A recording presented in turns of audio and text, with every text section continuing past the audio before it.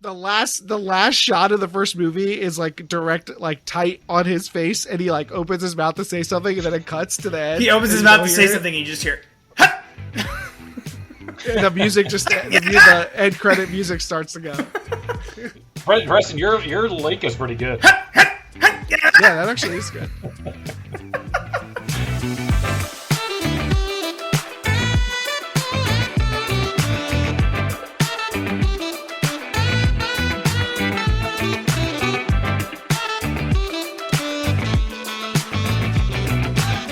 Welcome to Drafted. I am your host, Daniel Prentice, and as always, I am joined by my dear friend and co-host, Preston Thompson. Preston, how are you doing today, and what are you drinking, my friend? I'm good, Dan. My car won't start, but other than that, things are good. Is that why you were late to recording? Yes, it is why I was late to the recording. Can't get the car to start. What's wrong with your car? Don't know. Couldn't tell you. If I knew, I might be able to fix it, but probably not, actually. Really? Yeah, I don't think so. Are you like a mechanic-y type? No, I'm one of those guys that opens up the hood, and I look at it, and I go, yep, and I have no idea what I'm looking at. I'm just like, there's all the things. There's all the stuff. Let's make sure everything's plugged in where it should go, I guess. See, I wouldn't even know that. I would call my dad, and then maybe he would like try to help me, but you like FaceTime him in or something like that. Yeah. Not with an electric car though. I think there's probably weird stuff going on with electric cars that are hybrids that. Yeah. I just wouldn't know what the hell's going on. There is some weird stuff going on. Well, good luck with that. Yeah, thanks. Are you drinking anything to drown the no car sorrows? I am. A good old-fashioned gin and tonic. It's been like 4 straight episodes of me drinking water. Those are 2 different drinks. I made them both. And then I put them into a shaker, and I shook it up real good. That would be disgusting. Nice. It sounds pretty bad. That would be truly terrible. No, a good... Punishment for whoever wins the fewest episodes this season has to drink a good old-fashioned gin and tonic? Yeah. Oh my god. Okay. It's inevitably going to be me, but okay. You stew on the idea, and I'll introduce our guest this week. You've heard his distant laughter already. Keith Raynor. Keith, thanks so much for coming on, man. We love having you on. So thanks for giving us your time. Are you drinking anything today? I am not. I feel like I come on the show and I'm like, I don't know, like 60-40 a chance of drinking something. But that's pretty good. Out of respect to the show, I rummaged something out of the basement refrigerator to see if there was anything, and there was a Stella Artois. Ooh, or toys. That's not bad for a rummage. Yeah. Yeah, I mean, what it's like the Bud Light of Europe or whatever, right? Like, yeah, but it's also the Stella of here, so that helps. Yeah, it's true. So yeah, that's the where Bud Light of at. Europe is still it's still better than your average American beer, probably. It's true. I feel like I'm back to like my just out of college days, like I'm too good to drink. Trying to swill, drink something nice. So yeah. All these... Too good to drink swill, too poor to order real alcohol. Yeah. All these barbarians and their natty light. Class it up, people. Right. Even in college, I never really drank the natty light. I just couldn't do it. Yeah, it's not great. At my school, they had a local natty light. Basically, like there was a beer brewed in I guess in the area. I don't know. It could just be the region, but Natty Bohemian. Whoa. Which was like what? Equally gross and cheap, but what was bohemian about it? DC DMV area stand up. You know what I'm saying? What was bohemian about it compared to normal natty? The can design, perhaps. Nice.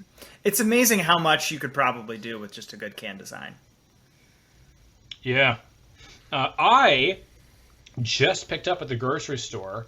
I was like, I should get something that's North Carolina local. And I just was running late. I ended up not running late because Preston was running later, but I was like, we're going to be late because of me.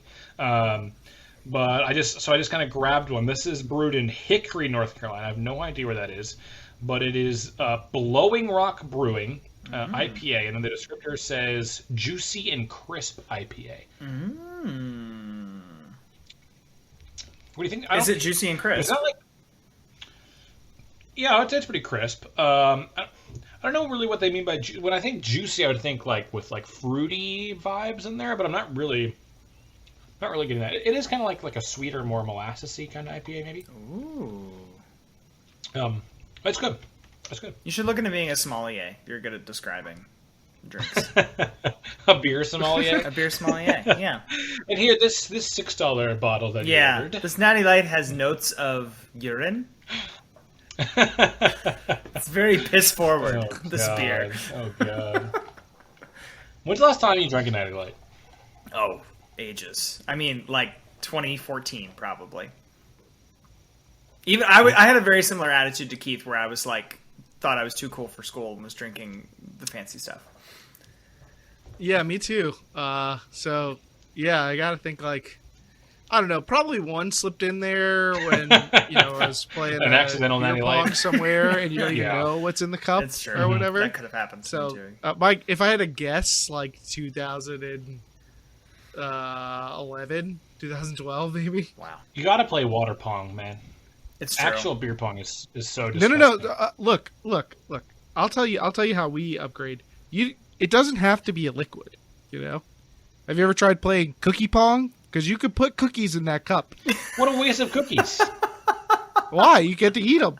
Yeah, but you're still getting all the germs in there. That's why you do the water pong. I've even taken Taco Bell hard tacos, broken them in half, and put them in the cup. You could do it. That is just... Don't let them box you in. Wow. That's upsetting to hear. It is upsetting. Did anyone eat the taco after? No. Yes. When somebody makes your cup, you have to eat the taco. It's the rules. It's literally the rules of the game. Okay, I see what you're saying. I thought you were just like using things as a weight, but like while it's still drinking. No, you consume them also. With water pong, you have your drink in your hand that you drink anytime you would drink from the cup. No, I've played water pong where the objective is fun hydration. No. Like everybody's trying to hydrate. No, none of that. What are you doing? You know what I'm talking about, right, Preston? Yeah, of course. Like you do the same amount of drinking. You just don't cross-contaminate with everybody else in the house, which I don't know why that's not the way it's designed. Immediately. Yeah. If you were to mass produce beer pong, which I'm sure somebody has attempted, in the vein of cornhole, sure, then I think this is how you would design a game, is with water. But why would anyone do that? I mean, they mass produce red Solo cups. Exactly. They mass produce. Have you heard of capitalism? They do make yes, but very popular in my area are like the long floaties that have beer pong slots in them. Oh yeah, so you can play in the pool. I've seen that. Yeah. Yeah. There you go. That's how you do it, I guess. Yep. And I have seen like beer pong sets that are like come with ping pong balls or whatever. But there's nothing like unique about beer pong. It's just Solo cups and ping pong balls. By its nature, very Yeah, but you'd be surprised how many products have been created that are not unique. Name 7. Like I'm sure if we went to like Made for TV, you would find that many of them feel like derivative. You're like, why is somebody marketing this? Like, I could go home. The Scrub Daddy and handle this problem. The Scrub Daddy. Just use a regular sponge. Why do you need a Scrub Daddy? I don't. Exactly. There you go. There's one. Keith can do the other 6. All right. Are we drafting inventions of things that already exist that are draft pitches? Yeah. Absolutely. Yes. No, it is not. Tonight's draft, I jokingly said in our text thread, is going to feel more like a show and tell if everything goes smoothly, which I think is fine. I love that energy. This is Shark Tank. We're just pitching our ideas to each other. We are building a video game movie adaptation. Ground rules here are very little. You have to take a franchise, which I think we have agreed we're all going to take in the first round just to make it a little simpler. Although that's a gentleman's agreement, so it could be broken. You got to take a franchise, 4 actors / actresses, and a director. And that's your movie. Theoretically, if we all pick 3 different franchises, we'll sort of stay out of each other's lane, which is not usually what happens on this show, but I think it's still going to be fun. Yeah, an interesting format. So let us know if you don't like this, and we will never do it again. Don't do that. Don't do that. Was it somebody in the Discord after last week's episode said, I am the most wrong person they could ever still stand being around? I think that's what they said. Okay. Yeah. Hey, they came around at the end. Can I say, in the future, you can keep that to yourself? Yeah, I agree. It was pretty harsh. You can keep that one holstered, I think. The exact wording was. It was a little nicer than that, but not much. I think you are the most wrong person I could ever actually be friends with. I mean, okay, it's not great, but I guess I could be wrong and unfriendly. So, yeah, I guess that's possible. Yeah, there could have been like a nicer way of saying it, probably. Well, I just like people are in the Discord and they're participating, but just know that like I love the back. Passion. Yeah, I love the back and forth, but on that's totally fine, freedom of speech and all that. I'm just not going to respond. I'm not going to like attempt to be like thank you or hey, wait a second, I think you're no. Just I love the engagement, but just don't expect to get me out of the woodwork for that. I think that's fair. I think that's very fair. I do have a question here. Now, you said it's a movie adaptation. Is it specifically a movie adaptation? Because I do think a TV adaptation, which I think right now is seeing far more success, like video game TV adaptations that we've ever seen with movie adaptations of video games. But I do think that changes things quite a lot. This was not discussed, but I think I'm fine with it if you allow the possibility. Like you want to do a streaming series? Is that the... Yeah, Hulu exclusive. I was really hoping you were going to say it has to be a movie. I mean, well, here's the problem. Yeah, I think for my franchise, I want a series of movies. Like I want multiple movies with the same. I think characters. it's assumed that this is hopefully piloting, a trilogy or 5 movie. Yeah, I think you're getting a chance to potentially launch your own a film franchise. The format is relative. Like I think it's relevant to pick the format. Okay, I'm going to say movies. Okay, all my prep was for movies, so that is why I steered you in that direction of answering my question. I appreciate you allowing me to do that. Our draft order today is Preston first, Keith second, and myself third, and of course, as always, snake style draft, so reverse order on even rounds. If we are all ready. No, I really need both. I have 2 basically franchises that I could pick. That you've I have the third pick. Okay, you really need one of them to make it to you. Oh boy! I really need at least one of you to not take one of those. Okay? It is true. So this could be like a very devastating first round. Like I have 3 franchises fully prepped out that I could go with, but like I would be pretty bummed if I didn't get what I wanted. But I'm picking first, so I'm going to take it. Yeah, you get whatever you want here. All right. I'm going to take what is, when they came out, one of my favorite series of games that I think we basically said if it's already been made into a movie, that's off the board. Oh yes. We didn't discuss that, but I think it's got to be a from scratch thing. Yeah. Are we all good with that? Wait. So I can't draft a game that was based on a movie and then remake the said movie. Come on. I think you could do that. What? I mean, yeah, I think that's fine. I think that's fine. You're in the correct part of the chain. So I could draft GoldenEye 007 and come back.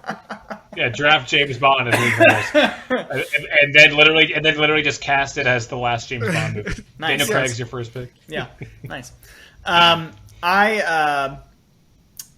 There has been a lot of talk bandied about this becoming a movie, and I think one has already gotten into production, but it's so early. We haven't even seen like a still from it, so I'm going to say that it's still fine because I don't even think they've cast people yet. So, but I think Netflix when I Google it, they better not have. Okay, well, we'll find out. They better not have. I would like to take BioShock. Now, this is like a very easily translatable series into movie. There are 2 problems that I think present themselves, but I think they're both pretty small. One is it's not well known enough, but I think in its heyday, I mean, it was like Game of the Year. I think it's still a pretty popular franchise. Even people that aren't super familiar with it are at least aware of. Yes, they at least know like it exists. if they're video game people. Yes. Like my parents probably have no idea what the fuck it is though. Number 2 is it's possible, and I would make this argument about a lot of stuff that could be drafted here, that it's just better as a game. Like, if the story and the setting is just more interesting to experience as a game. I don't think that's necessarily true with this, but that was what I was running into with a lot of other franchises. I was looking at like, oh, you could turn this, and it's like, nah, this is just better played as a video game. And I think as they're getting more mainstream and more people are playing them, the movie adaptation fever might, subside into just rather making more video games. But anyways, BioShock, I think, is a top tier for this particular category, and I'm glad I nabbed it on first pick. Okay. I wouldn't have called this going first, but Keith did say pre-recorded that he had a list of 5 video game franchises that he thought all of our picks would come from. Was this on the list, Keith? Do you want to wait until after we've all finished our franchises, or do you? No, just like let's go one by one. Was this one on the list? This was not on the list. Ooh, nice. You stumped him. But I think and we could brief aside here to Preston's point about the experience of playing a game versus watching it. I think that was probably a bigger obstacle in this endeavor 15, 20 years ago. But now games are so popular that a lot of the people who watch these franchises are going to be reliving the experiences of playing the games. Like you may already know the story beats, but look at the most popular movies out right now, like comic book movies. Like people often know already what the stories are going to be, but people go see it because they want to see these reimaginings of these things that they already know, or they want to re-experience parts of those stories that they enjoy or the characters that they like. So I think that even in the experience of playing a game, you look at how popular The Last of Us was, even with the fan base of people, which that's a game that also I think would have been near the top of a lot of people's lists. Games are more cinematic than ever, and so you have more options. A movie like a BioShock movie could work because the game is already cinematic. There's a storytelling present in the presentation of the original game. Yeah, to your point, Last of Us is so dependent on the plot. Like the gameplay is interesting, but it's not interesting enough to make a new movie mechanic sort of thing out of. So I was skeptical that when the show was coming out, I was like, the people who know how this ends, are they still going to engage with the show? Or would they rather just not? And I think they pretty well bore that out in the other direction, that pretty much everybody watched that show. It was very good. Yeah, it was really good. All right, Keith. What's your video game franchise? So I came into this with two that I was prepared to pick, and like a emergency break glass third option that I haven't really planned for, but if I had to make it happen on the fly, I could. But obviously, Preston didn't pick either of the two that I originally am. So now I have to pick between these two that I both think have incredibly strong cases. But I think I'm going to stay close to the heart with this one, with one of my favorite game series of all time. And I'm going to take Mass Effect. I'm sure Prentice probably saw this coming from a mile away. I didn't. I forgot that you loved Mass Effect. I do adore Mass Effect. And I think it's obviously very easy to see a movie franchise built out around this universe. I think it fits with a lot of the things that people are finding exciting about blockbuster movies right now. And it has like a Game of Thrones level elite, horrible, series ruining ending in the video game. And so I have the chance to rectify what was originally truly like really like Game of Thrones level. Is the whole series bad because of the end? Yeah. Kind of questions about Mass Effect. So, yeah, I'm going to take Mass Effect. I was going to say, so the film you're making, though, specifically first is going to be Andromeda, right? No, it won't. It will not be Andromeda. It will surely be Mass Effect 1. So, I have a question here because I played a good bit of Mass Effect 1 and a good bit of Mass Effect 2. I didn't finish either, which maybe my gamer card gets revoked. But they seem, as a format of game, so like wide and expansive that it would be difficult for me to imagine it like hammering into a specific plot structure, like a 3-act structure. You know what I mean? Yeah, I think a lot of games are going to be are going to present that challenge. There's some where you're taking a really simple concept and you're building it out, but I think those are not going to fit in the kind of cinematic categories that I imagine most of us are going to be attacking. So I think that a lot of us will come across that problem where, games are meant to be 20, 30, 40-hour experiences. So how do you squeeze all of that? You have to do a lot of editing. You have to do a lot of pick and choosing what's relevant, what's not. I mean, obviously a lot of the big story games are filled with side quests. You're going to chop a lot of that off. So maybe if we were doing like streaming series, you'd have more room to explore some of that stuff.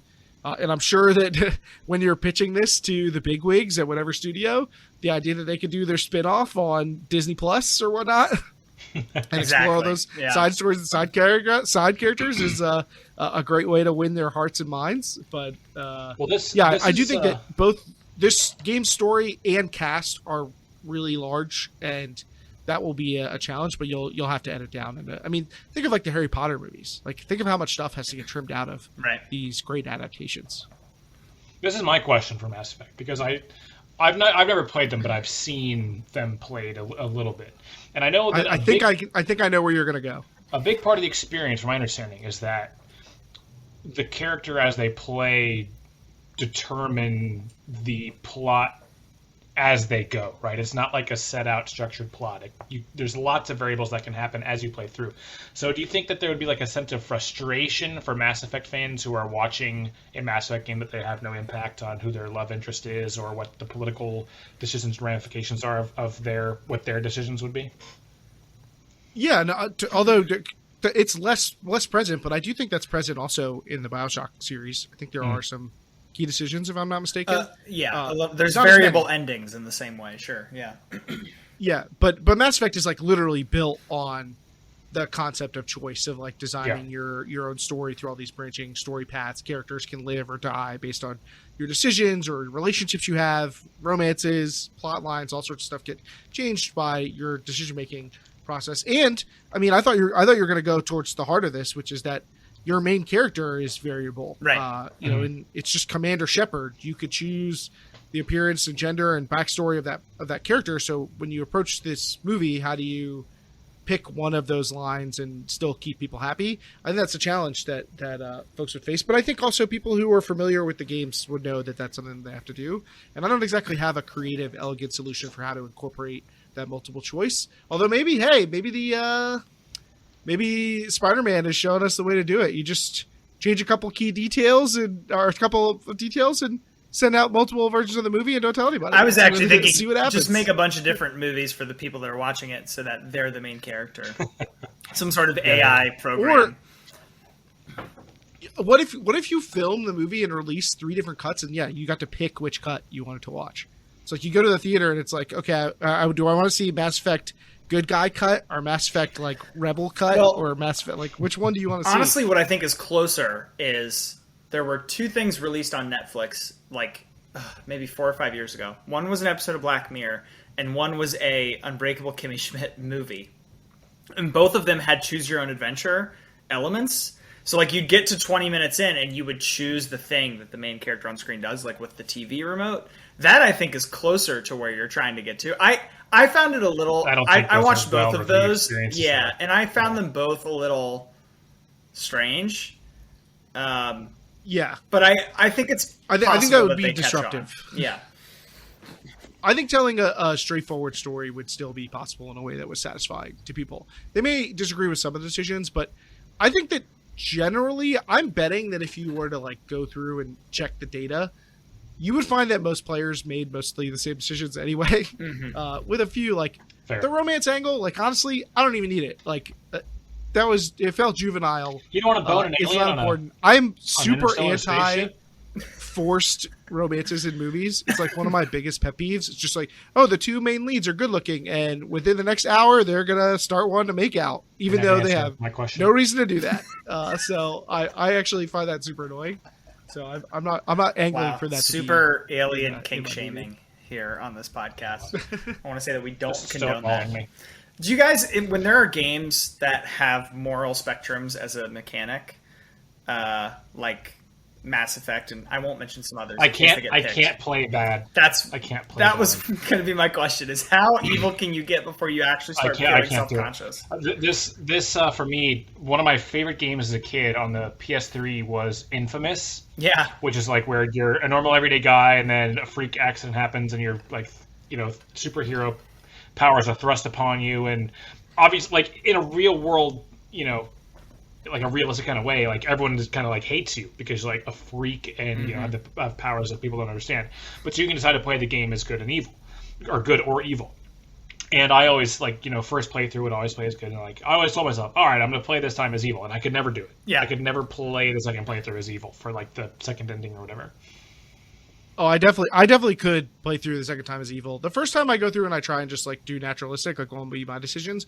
But the problem with most of the game design here is that when you make it a spectrum of one or the other, you're mostly incentivized to do only one of them because you want to max out that stat to unlock whatever gates are there. So there's no real point in being like 55% good and 45% bad because you don't get the benefits. You might as well be either 100% good or 100% bad. And also the choices often feel a little silly. It's like, do you want to rescue the puppy or kick the puppy through a field goal? Like that's your good 3 points to kick the field goal, Keith. How many points do you get for being nice to the puppy? Sometimes you could actually come across choices that feel organic that can fit into this mechanic. Yeah, I think, in a way that makes sense. But did you play Infamous? It takes a little. Infamous does a good job of it, I think. Like one of the spoiler. I mean, this game is like it's very old. Yeah. Like one of the big ones is: do you decide to save a group of people from dying or your girlfriend? That seems like a very good classic do it better. Superhero dilemma. How many potential girlfriends are in the group? What's the attractiveness scale of the group of people? They're all men. Okay, gender irrelevant. How many potential partners, like people that I would actually want to be with? These are the kind of questions. Wow, what kind of bus is this that's dangling over the Hudson like this? Come on. I just recently played a game called Marvel Midnight Suns. Came out this year. Turn-based like card strategy game. Loved the gameplay, but it has this moral spectrum mechanic in it. And if you go to the light side, it's not actually called that, but if you go to the light side, you get a bunch of healing abilities, which is lame. Like nobody wants to heal the AI characters. That's not fun. If you go to the dark side, you get a bunch of huge damage explosion stuff, but you have to be a hysterical level of asshole.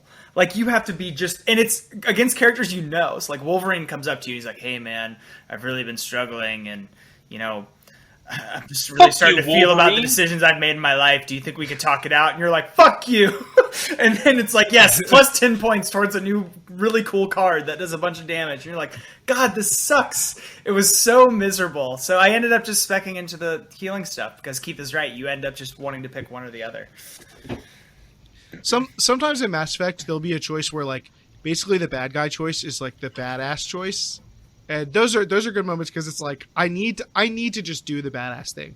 Like you get the villain who's like been super snotty, and you could send them to jail, or you could just blast them away right there, and you're like, oh, I'm blasting them. I don't care how good I am right now. I got to cap this person. Yeah, like that's how it is. Okay, so Keith goes Mass Effect, which I do find very interesting. I am going to go a totally different path. You both went very story-driven. Tetris. Which I think is the obvious thing. But I really think that story-driven NBA 2K23. Hey, that's a story-driven game. That's a story-driven game. Isn't there a story mode, like a character player? There very much is. It's not the story modes in those games are so Hallmark funny. Movie, They're hysterical. Remember when, like, the first time they did that, and it was directed by Spike Lee? Yeah, and it starred like wasn't like Michael B. Jordan in one at some point too. I think yes, he was in one. As an avid 2K player, I know most of the 2K fan base hates those stories, but they've come a long way, and it's very obvious when I watch them that a lot of work was put into them and a lot of care. Yeah. They're like serviceable, but they're still like that's not enough Well, the thing that makes them ridiculous, the thing that makes them ridiculous is when my character has a very complicated relationship with his father, and he's like 7 foot tall with a purple afro, and he just looks like a clown, and he's like, "You were never there for me," and I'm like, "Yeah, this is ridiculous, but it's my fault. Like I did that." It's hard to fit them together. Yeah. Now you could do that in Mass Effect too. I mean, you could make totally 7-foot clown face, purple hair, and you're like still in the most dour situation sometimes. No, I am going to go with a game that has lots and lots of lore, but to my knowledge, I've not played much of these games, but to my knowledge, like the games themselves are not super story forward, but it is a very interesting universe to explore. And I think not having a story is a selling point because you can kind of make one that is more movie concise in the universe rather than trying to cram a whole story into a movie. I'm not sure where you're going to go right now. I'm going to go with Dark Souls. Oh! Wow. That's interesting. All right. Well, you guys really blew away my expectations here. Yeah. This is a very interesting choice. Are you getting the whole Souls? Are you getting Bloodborne and Elden Ring? The Souls franchise, yeah. Do you get Sekiro? Sekiro's like way. No, I mean, I could, but I don't think I'd play. That'll be a future spin-off series. Yeah. So I was wondering if you're show some box office success. If you're taking you're not taking FromSoft, you're taking Dark Souls 1, 2, 3, and Bloodborne, basically. The Souls. Well, I believe Elden Ring is also in the Dark Souls. Yeah, but then it feels weird to not have Sekiro. Like, what's the difference between those? Well, listen. I'm just taking. I can just. Sekiro is, I guess, not like a True Blood RPG in the same way the others are. So I'll for my own edification, I'll make that wall stand up. Yeah, the Souls franchise, but I think I could make multiple movies from just Dark Souls. So interesting. But how much of the games have you played? I've played a little bit of Bloodborne. I've never played any Dark Souls, but I've seen a little bit of Dark Souls. Have you played Elden Ring? But I've no. This is my problem with the Souls games as a video game player. I'm not very good at video games. Yeah. And so I find these video games that are made to be very challenging and difficult and rewarding and how difficult they are not to be very fun because I don't ever get to the point where they're fun and rewarding. I just struggle and die a lot. And I don't enjoy that. I played Dark Souls 2 and a little bit of Bloodborne, and then I played Elden Ring. And I bounced off of Dark Souls 2 and Bloodborne. But Elden Ring, for whatever reason, I think it's not whatever reason, it's the open world aspect of it, that the linear nature of those other ones where if you run into a wall, there's no way around. You have to keep banging your head against the same wall. And the Elden Ring tantalizing effect is that you go to the wall and you realize you're not strong enough to break it down, and then you come back with a cannon. And you're like, I've been grinding for 20 hours in a different part of the map. And in fact, I did the other 3 bosses that are supposed to come after you, but now I'm back to you and you're going to die in maybe 4 hits. And that is an unbelievably satisfying thing about that game. So I feel like I'm going to be propping up your series here with how much I've played of those games. I've beaten Elden Ring 4 times. I've probably 220 something, I don't know, hours into that game. But part of the draw of it is trying to not beat the game, but beat the people who made the game. Where you're finding the glitches and be like, actually, if I stand behind this guy, his actions won't trigger, and then I can just hit him over and over again until he dies. Finding those little cracks in the space is what's entertaining. Well, I don't know what Prentice's plan here is, but I wouldn't be surprised if it follows this, and hopefully I'm not giving it away, and he's not going to switch to this plan after I say this. But I could certainly see a sort of John Wick kind of element. If you watch the John Wick movies, a lot of times he's struggling through them. Yeah. There's a scene, minor spoiler for a John Wick movie. I'm not even going to say which one. There's one where he goes up a bunch of steps, and he has to get to the steps within a certain amount of time, and then right as he gets near the top of the steps, he gets knocked back down really all the damn steps. And it's super a video game level moment, yes. And it would fit perfectly in this kind of Dead Souls. Yeah, I think as a nod to the challenge. It's definitely right. I will also say that for a lot of nods, the design of the opponents, the creature design, I think would be one of the features of this. Yeah. You would want to see the things that you're going to be fighting against brought to life on screen. And that is why my director I think is maybe too obvious a choice, but he is great at this creature design thing in lots of his movies. He also just kind of nails like the dark, gritty vibe while also having some humor in there when necessary. I'm taking Guillermo del Toro as my director. This is a match made in heaven. This is so good. This is like, how has this not already happened yet? Levels of good. Did you guys see his Pinocchio? He could just do that for Dark Souls. It's fantastic. I'm not. And you know, lest we forget, he has showed some action chops. Yep. So there's enough there, I think. But yeah, the real draw, I think, of the Dark Souls games, Keith is totally right, or a Dark Souls movie is going to be enemy design. The stories of the directors of those games where they get a dragon back in the game testing and they're like, hey, this dragon's really cool, but imagine it lived in hell for 16 million years and there were worms crawling out of its eyes. And you're like, oh my God. And then they bring it back and you're like, finally, it's ready to be put in. You're like, oh my God, what kind of lives are these people living? But that's going to be the real draw here. And Guillermo del Toro is a nice choice here. Very nice. Thank you. Go watch his Pinocchio movie. I didn't know really good. I didn't know if you were literally just going to take. I didn't know if you were literally just going to take the director of the John Wick movies after. Oh no. That's not the vibe I'm going for. So my initial hang on. Before we get away from the list. Pinocchio movies, fun fact: good friend of the show, Lindsay Sue, their cousin, I think, or cousins, helped build the puppets for Really? Del Toro's.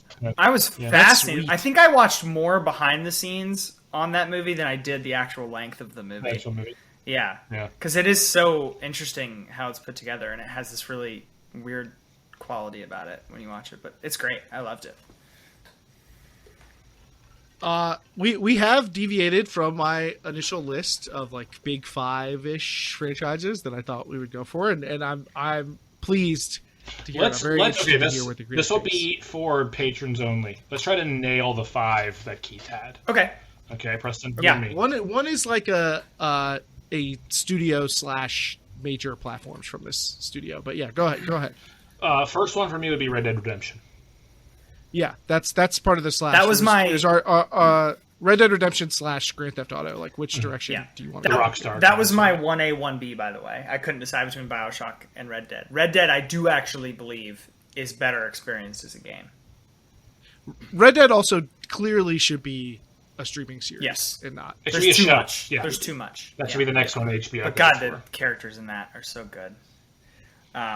Yeah. It's also hard to reimagine those characters as different actors and like, what would you change about their performances in that game if you were to go make the movie? I would change. You might not. You might just Last of Us. You might just do a 1-for-1 and make it like almost shot for yeah, shot. Last of Us really is like a 1-for-1.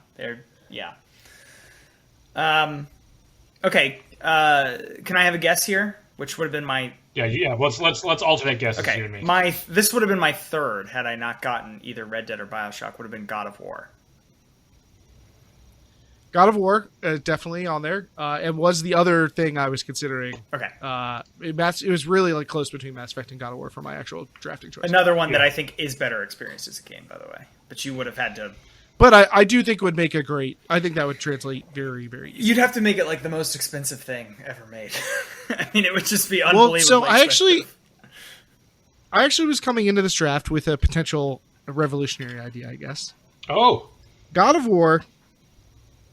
Animated? Done as a movie, yes, but anime style, Oh. major motion picture, right? Like you're leaning into, I think, a trend that probably hasn't been tapped into enough by major motion picture studios. You just get fantastic voice acting. You can lead into the hyper violence, the spectacle. Think of how people love the design of Attack on Titan, and think of how you can apply some of those same concepts to God of War's incredible menagerie of opponents. Like, I definitely could see how it would make sense. You know what's interesting is I feel like that would work for the first couple, like the original series, and I do not think it would work for the newer ones. I think stylistically the newer ones rely a lot on like very specific photoreal things. I don't know. It seems different. But the first ones are so over the top stylistically that it translates super well. Like in the style of God, what was that cartoon? Samurai Jack. A God of War show in the style of that would be incredible. I'm just saying. I think there's something interesting, and then you get away from having to do the fantastical stuff that still looks realistic enough that it makes sense, right? Which I think would be such a huge hurdle for God of War to clear. But you stand out. You find a way to stand out. But God of War was on my list. Okay. So you've guessed 2 of the 5. Legend of Zelda is my next guess. Yes, that definitely was on there, would have been my pick for Apprentice to try and take. If you do an adaptation of Legend of Zelda, do you have Link as a actual speaking character? You have to. But that's just not the thing. No, wait. Not having him as a speaking character is like actually super. It's really interesting, right? Like it would make for a very interesting movie. It would. If he doesn't speak for the entire series, not be good. But like, he's not supposed to be. He's not. I feel like it just goes against the nature of the series to have him speak and have like the last shot of the first movie is like direct, like tight on his face, and he like opens his mouth to say something, and then it cuts to the end. He opens his mouth to say something, and you just hear. The music the end credit music starts to go. Preston, your link is pretty good. Yeah, that actually is good. All right, we got a lot of draft to get to, right? Yeah.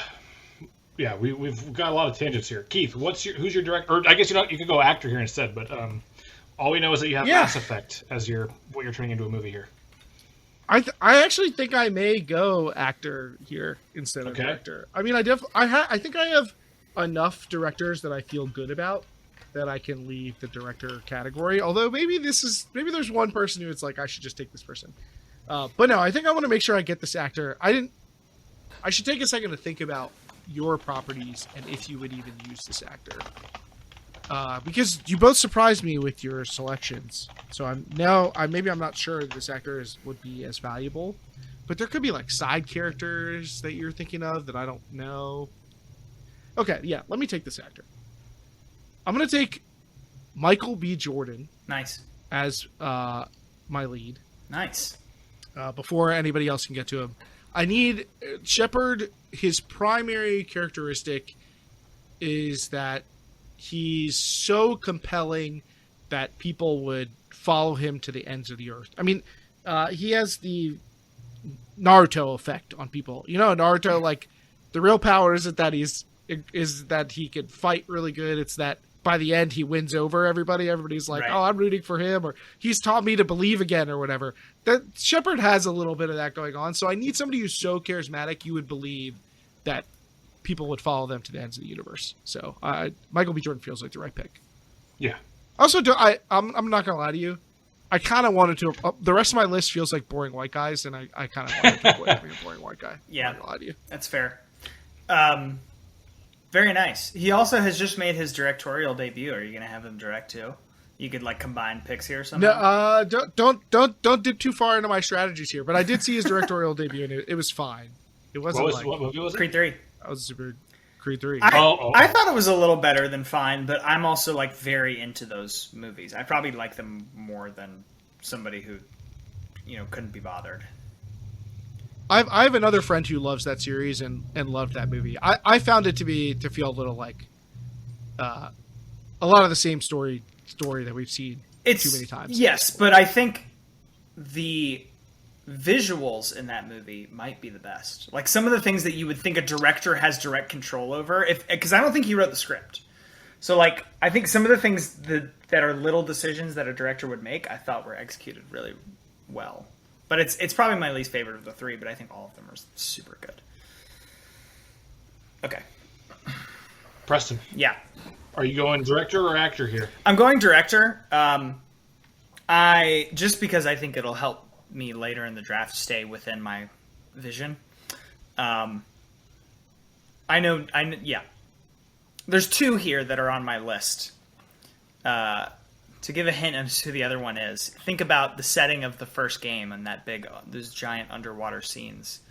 But I think it's more important to get the tone right. And I'm going to take what I think is an ideal pairing for my franchise, and I'm going to take Christopher Nolan. I'm a little bit buying on just how absolutely hot he is right now, just like one of the biggest box office draws you can imagine. Like, he could make a movie about how pencils are made, and I think it would just do really well at the theater. So I'm taking a little bit of that, but I also, as much as he's been hyped up over the past decade, I have liked pretty much everything he's ever done, I think. So he doesn't miss very often, and I think this is his style. Has he ever done anything with like the creepy factor of Bioshock? Yeah, so I think this is going to be somewhere between. I think this is going to be closer to like Memento. Have you ever seen Memento? Mm-hmm. Closer to like psychological thriller territory, but I need big sort of set piece stuff, which he can also do. So I think he splits a nice happy medium of like apocalyptic, zombified sort of tone, but also good action shots and things like that. Well, I also think I have not seen Oppenheimer, but the word is that it's. I don't think many people have, isn't it? Not out. It's out in like a week, right? Yeah. I think it's supposed to be really dark, and he's like compared it to really being almost like a horror movie, and I think you can see that in some of his other films. So like. Drawing a sense of dread or tension that I think could be useful in helping tell the story that you're trying to tell. Well, and here's the tricky thing. Let's forget about Bioshock 2 for a second, because it just doesn't really count. I want to make both Bioshock 1 and Bioshock Infinite. I want to make them both. And I think I could do them both with the same cast based on the sort of theory of that universe that there's always another lighthouse or whatever if you play the game. It's a multiverses kind of thing. So I'm going to do it with the same cast. But those are two very different settings and pretty different tones, although a lot of the similar notes. And I think he can do them both pretty well. So, fair enough. Going forward, all of my actors and actresses picks, are going to have two roles assigned to them. One role for Bioshock 1 and one role for Bioshock Infinite. That is the challenge I'm giving myself, but I think I can do it. Whoa. Okay. Good luck squeezing that into the graphic if you're going to try to do that. Oh, yeah. How am I going to do these graphics? Jesus Christ. It could take me weeks. In my end, it's going to be easy. I'm not even... I mean, not to spoil too much, but I'm not even going to like really go for like specific characters. I'm just going to get people whose vibes I want in the movie. Yeah, people who will come bring the tone that you need. Yeah, okay. Yeah. But it sounds like you're getting more specific, so get as specific as you want. Who's your first actor? This is dumb because I don't think either of you two are going to take him, but he's so perfect for the role I want. This feels... Okay, here's what I'm going to tell you, Daniel. Just you, Daniel. Keith, you don't have to listen to this. Okay. This is the most... Can you take your headphones out, please? Yeah, Keith, just step away for a moment. This is the most our show has ever felt like narrowcasting. Like, I've been thinking about a Bioshock Infinite movie for a really long time, and like... What's narrowcasting? Like, we're making a show for like 4 people right now. Like the 4 people who have played Bioshock Infinite, and like me. There's only 4 people in the world where both of those things are true. So... Hey, no. Why doesn't thanks for listening. People like you, even though you're like the most wrong that people could like. Okay, here's what I'm doing. Don't forget that about yourself. I am taking... basically, what I'm trying to say is the order doesn't matter here. I am taking someone who has worked with Christopher Nolan before and who has the exact aesthetic I need for my main in both Bioshock 1 and Bioshock Infinite, Booker DeWitt. Have you guys seen this phenomenon that like you can tell when a face has seen an iPhone? Like when you go in to watch a movie that's supposed to be set in the 30s and you see somebody like Selena Gomez cast and you're like, she's seen an iPhone before. This is the phenomenon. You don't buy it that they're like an old face. This guy has an old face where he could have been acting in like the 1930s. This is Aaron Eckhart, who plays Harvey Dent in The Dark Knight, amongst several other things. And he's just the perfect main for both of these games.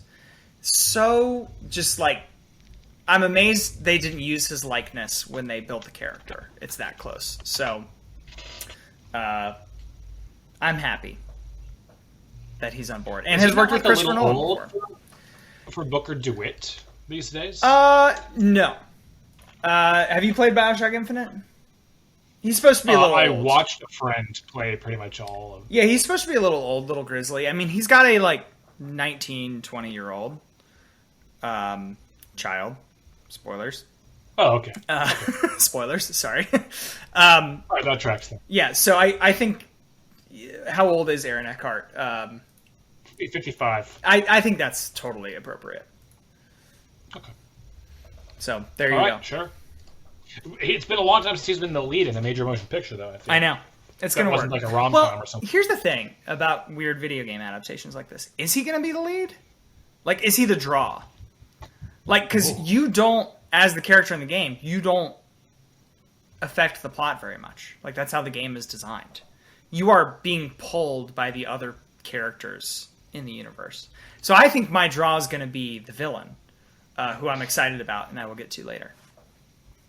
Wow, okay. What a tease. Keith, you want director or actor here? Well, I guess there's no... unless Preston and I are going to draft a director to act, I guess there's no real reason for the director yet. Well, Michael B. Jordan. I already took him, so... No, I think I'm going to go actor here as well. No reason to deviate, I think. So for my next actor, I've cast my main lead as Shepard, Michael B. Jordan. So telling the first Mass Effect story, I don't think I'm going to have enough actors to fill out the key members of the cast, so I think I'm just going to have to pick a couple. So I think I want to start with Lieutenant Ashley Williams. So for me, I think I want Brie Larson to take on this role. Interesting. I need somebody who, is convincing as a soldier, a strong person of conviction, A Captain Marvel and toughness. Right. One could say. And it helps that. Yes. And I think she'll bring a lot to that character and some richness that I think that the game itself doesn't always convey. The writing, yes, but the portrayal on screen, not necessarily there. They're sort of limited by their fan, technology, I think, in some ways. Yeah. So I'm going to take Brie Larson. Okay. She's very popular right now. Very hot right now. People are going to see Brie Larson. And I was worried about saying very hot right now, but... No, can I complain about this? Can I complain about this? I mean, we don't know what this is, but that's what the show is all about, baby. Let's do it. Moral soapbox about the patriarchy and toxic masculinity. If you try and look up lists of actresses, it is so hard to find ones that are not focused on what they look like. It is unreal.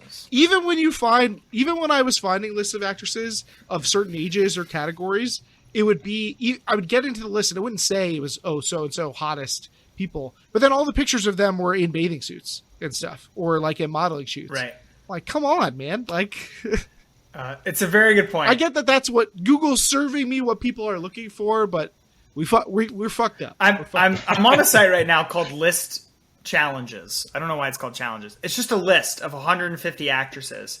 And you're right, Keith, that it's very cleavage oriented. And right? This is just a site made for making lists. Why can't we just not do it on this one? Save it for Reddit, weirdos. Okay, I'm off my soapbox. It was a good soapbox. I did find that super annoying when I was searching. Worthy soapbox. I've never had a problem whenever I've Googled this actor of having to worry about whether I would see his photos in a bathing suit or not. He is just perfect creepy vibes, but also, can deliver some dark comedy, which really is exactly what I want. And he's not going to be my lead. I think he probably, plays some sort of creepy secondary character, maybe even, voices a monster or something. I'm going to take Willem Dafoe. Okay. Somehow, you did take somebody off of my list. Really? I didn't think this was going to happen, but I was maybe if it had gotten back to me next round, I would have taken Willem Dafoe. He is also on my list. What? And in the same type of role. Oh my god! This is so. I found that there's a thinner list of good villains available. Yeah. So I think that the villain actor is a tough role to fill. Oh my god! Well, I feel amazing about this pick. Then incredible. Wow. Yeah. So in Dark Souls, Bloodborne, whatever universe, you're going to have somebody just sitting around the campfire and be like, whoever wanders here must go down to the basement floor where fire breathes and death begins. And it's like, okay, that didn't make any sense, but thanks, man. I appreciate it. And that's going to be Willem Dafoe. He's going to be at every little bonfire and be like, you've made it this far. Continue on to the dragon's egg nest. And it's like, okay, all right, thank you. See ya. He's just your tutorial tips evil guy. Yeah. He fits the vibe I'm going for absolutely perfectly. Yeah. I think. Very good. Very good. Has he worked with Guillermo del Toro before? What do you think? That I couldn't find. I guess we could probably Google it real quick. I'm doing it right now. We can hear you doing it. He's in Nightmare Alley. Which there you go. Guillermo del Toro, and I believe has Willem Dafoe in it. There you go. There you go. Perfect. So they get along, hopefully. We should have limited our list somehow to only actors the directors have worked with before. I did consult that would have changed the directorial choices a lot. Yes, it would. Just really take the most seasoned one. Yeah. The most prolific ones, yeah. Okay, that does bring us to the halfway point. Oh, God. Keith, have you been on the show before? Oh my God! What were you gonna say, Keith? What was so important? Go on, say it. Go on. It looks like he's dead in his chair right now. I like Preston. That was all I was gonna say. Thanks. I'm glad you're able to get that out. That pick. Any other interruptions before I get through this? Wait. Anything else? Yeah, you should have made a link noise right there. That was your. We are at the halfway point, and these are the teams so far. Okay, Preston has BioShock, has a movie franchise. I'm just going through. I'm soldiering through it. He's got Christopher Nolan as director and Aaron Eckhart as his lead actor. Keith went with Mass Effect. He's got Michael B. Jordan and Brie Larson as his actors so far, right? No director yet from Keith. And correct. I have Dark Souls, Guillermo del Toro. Why is that such a hard name to read? Guillermo del Toro. It's because you don't want to say, you can't say the L's the first time, but you do say them the second time. He's my director. Willem Dafoe as my first actor. Of course, we got to fill out the rest of our lineups here right after our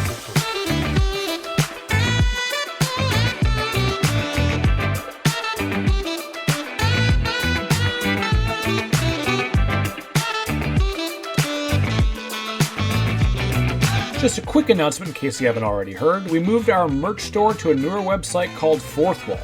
Thanks to everyone who supported the launch of the new site last week. We can't wait to see you all in your new drafty gear. We've got some great new designs as well as some old favorites from the old shop for you guys who didn't quite get a chance to get this stuff there. If you're a Patreon supporter, you receive a discount code for the new merch as well as a chance to win some free stuff. It's a great time to become a supporter for the month if you aren't already. The link for the new store as well as the link to become a Patreon supporter will be in the show notes.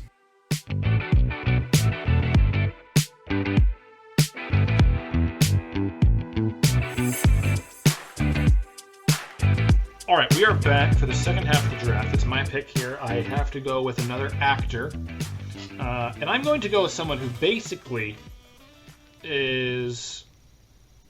Well, this is hard. I really did not expect that you guys would both have Willem Dafoe on your list. You sniped that one from a mile away. Who is more likely... this is another guy. I mean, like I said, I'm really just going for vibes here. This is another guy who fills the vibe. He can play like a good, creepy villain really well. Can also be pretty comedic. One of the most versatile actors, I think, like of our time, and slept on and underappreciated. Just straight up, I just need to get that out there. I'm going to take Gary Oldman. Ooh.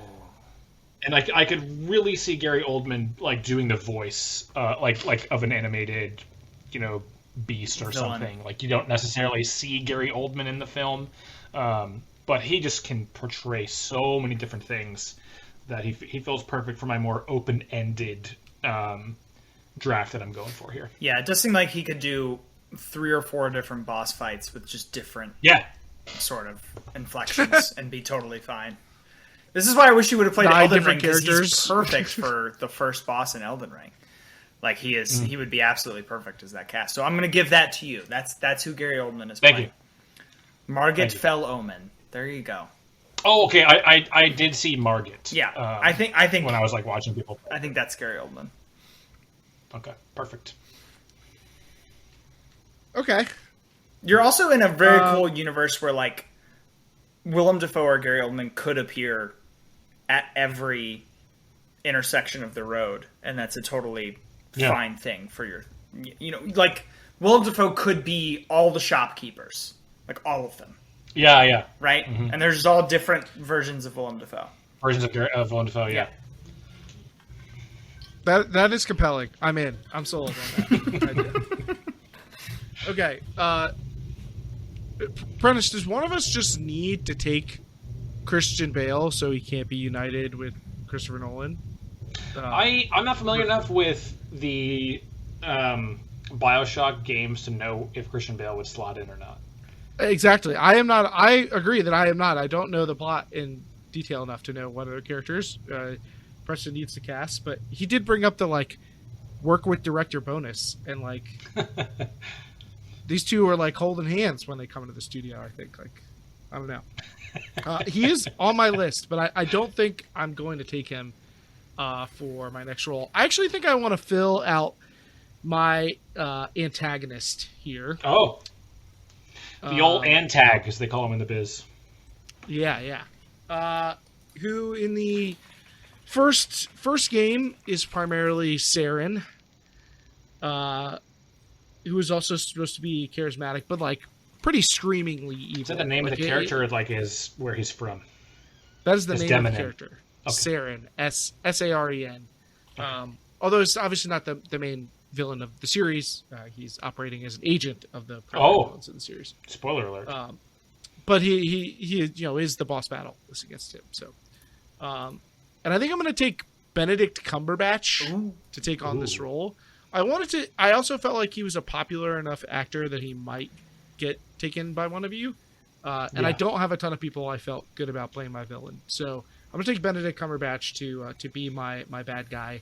He's a great villain player. Mm-hmm. Yeah, I think he could fit the role very well. I feel like he kind of There's a certain air of respectability to Saren that Benedict Cumberbatch can bring to the role. I feel like he kind of became, like, too popular, and so now he pretty much exclusively plays leads, from what I can tell, at least from everything I see him in. I feel like he kind of is better as a villain. Let's get him back. Let's make Benedict Cumberbatch play villains again. There was that back-to-back where he was Smaug and Khan in Star Trek. Khan, yeah. And both of those were really good Khan. Awesome. Yeah. That's a great Khan is very much what we're going for here. Yes. Yeah. So that fits And very well. I actually think he would have been a sneaky pick for Daniel with his giant CGI dragon experience. It would have fit in with and me, I don't know if you guys have seen the behind-the-scenes clips of him playing Smaug, but he gave it 110%. He's crawling around on the ground, giving them motions to mimic. It's pretty wild. It's my favorite. That is wild. I think that might need to be linked in the show description, the show notes. I'll send it to you. Yeah. We'll you post need it to share that in the Discord. Yeah, we'll post it in the Discord. Yeah, that's a Discord post for sure. All right, Preston. Okay. This really feels unfortunate because, like, I have these people in my mind as they've been locked in since I played the game that I don't feel like there's any wiggle room here. I need somebody who looks enough like Aaron Eckhart where he could be Booker DeWitt from another universe. If you've played the game, sorry, it's a spoiler, but enough like I think there's a lot of square jawed dudes to fit. Yes, I agree. And I need somebody to play my Atlas Frank Fontaine from the first game, which neither of you are aware of, but this is for the fans at home. All four of them. And also just one of my favorite actors, weirdly, because I don't think he's always in good movies, but I just think he's awesome, and I'll usually be more drawn to a movie if he's in it, which is Michael Fassbender. Do you have Michael Fassbender? I had Michael Fassbender for like 6 different potential roles. He's like everywhere on my list. I thought about drafting him as the franchise. I did have him in. just every pick. All right, Keith, what's your first pick? Michael Fassbender. He works for everything. Keith, you got back-to-back piercing. He's going to be playing Michael Fassbender in Michael Fassbender the Game, the movie. The poor man was wasted on Assassin's Creed, but I think. I bet he made a lot of money though. When you drop down in BioShock, if the two of you have the two of you played BioShock, the first one? No, this is another one Not that I all the way watched a through. friend play, but yeah, only like parts of it. Okay, well, when you drop down in BioShock for the first time, you are met by a lovely sort of Irish accented voice named Atlas, who is sort of guiding you through the world, but has underlying Let's hear intentions. your best Irish. I'm familiar with best this Irish? character. Yeah. No. I'm familiar with this character and their general plot. Yes, so I think Michael Fassbender gives off a good air of there is underlying villainy in there somewhere, despite him being very helpful. So I think it's a good choice. But if you've played BioShock Infinite, listeners at home, he's going to be my Comstock, which is the main villain of the game, who is Aaron Eckhart from a different universe. I think they look close enough where when you give Michael Fassbender the big burly beard, that it's believable enough without being a dead giveaway. This is what's fascinating about BioShock Infinite is the graphics are still not quite good enough where you can tell that they're the same person. Your protagonist and the main villain, they're literally the same person. I think in the movie that's going to be a little bit of a struggle. So it might be a little bit of a stretch to say that they're from the same universe, Aaron Eckhart and Michael Fassbender, but I think it works. You don't want to do the thing where like you don't want to parent trap it, where Aaron Eckhart plays both characters. I thought about loopering it, actually, which is where you just make Joseph Gordon-Levitt look a little bit like Bruce Willis through weird Bruce Willis through weird CGI shit. That's kind of what I think you're going to need a little just a digital little help, bit. help. Yeah. Maybe not. It might not even need to be digital. It might just be like really clever lighting and costuming Prosthetics and to stuff. With good filmmaking. You can use enough techniques, I think, to make 2 similar looking people look more Close similar. enough. Yes. All right, so that's Michael Fassbender, and then I've got another one here. Yep. Here's the most important character from BioShock, the first game. The capitalist, crazy, gone rogue Andrew Ryan, who is the most compelling part of that game, in my opinion, and I think is going to be the most compelling part of that movie. When I think of crazy capitalist gone rogue, I think of John Hamm. So I am taking John Hamm for this part. I really just need him to do his Mad Men, and then everything's going to work out great. So not a lot of notes needed here, just that he's perfect, I think, for Andrew Ryan. He might need a mustache, because Andrew Ryan in the game has a mustache. I don't know how John Hamm looks with a mustache, so that's my biggest concern, honestly. Did you guys ever see Baby Driver? Yes. I did. John Hamm plays like a villain, I guess you would say, in that film. Mm-hmm. Very action-forward film. I never really bought him in that role, though. It's true, kind of weird to me. But I think it's because he's weirdly motivated in that movie. The thing about Andrew Ryan is, like, he thinks he's right. Like, he does not think he's being evil. He thinks he is still correct even at the end of his days. That, like, his idea of this weird, ultra-libertarian society in the Pacific Ocean was a great idea. He's, like, holding to it until the very, very, very end. I don't know who he's going to play in Infinite, but I think he's a perfect Andrew Ryan. Okay. Fair enough. All right. It seems strong. Keith, your All penultimate right. pick. So I'm up next, and at this point, I think that all Mass Effect fans would be bothered if I didn't select someone to portray Garrus Vakarian, who is the. Are you sure that's not a Game of Thrones character? No, it's not. This is he is a former cop, so like a by the book, kind of hard edged, detail oriented person, so you need somebody who's kind of got the stiffness of somebody who like follows things to the rules, but wants to but also like has a mean streak to them. He's also Commander Shepard's like BFF, like they're best friends, or they're buddies, you know. So I need somebody who can fill important that. You get this one right then. He also not a human character, it should be said. Yes, he's an alien character, so he will. There will have to be a lot of CGI employed. You're going to need mocap, I think, to get this person right. So I'm trying to keep that in mind also for the design of the character, who's like tall and thin. So even though I might enjoy Tom Hardy's portrayal, I'm not sure that he quite hits the right note for me. I think this is really hard. I have a couple people who I have in mind for this role. But I think I'm going to go Carl Urban here. Ooh. Oh, awful choice. From The Boys. Terrible choice. I don't know who your other pick was, but you should have gone with it instead. Wow, Dan. Okay, never mind. I'm switching picks. He got me. I'm totally shook. Wow, great prank. Totally Great shook. prank, Keith. Super cool prank. That was so funny what you just did. Super great I prank. want Cillian Murphy now. I'll switch. No, God, Cillian Murphy would have been I'm sick. sticking with. Oh man. I'm sticking with Carl Urban.